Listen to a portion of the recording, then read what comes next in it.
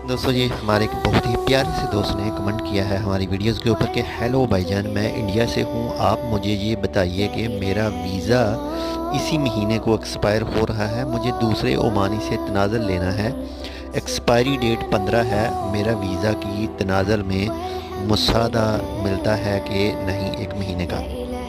जी तो दोस्त, अगर आप सेम अरबाब का वीज़ा लगवा रहे हैं तो तब आपको मसादा मिलेगा। अगर आप किसी दूसरे का चेंज कर रहे हैं तो जैसे ही आपका पताका ख़त्म हो, वीज़ा ख़त्म हो, तो आप फ़ौरन जो है वो दूसरे से रब्ता करके अपना वीज़ा लगवा लें। बाकी में भी हो सकता है आपको 10-12 रियाल जो है वो जुर्माना देना पड़े।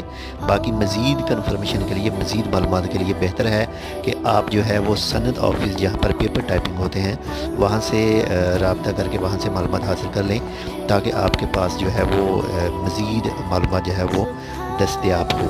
क्योंकि जो कानून है वो बदलते रहते हैं।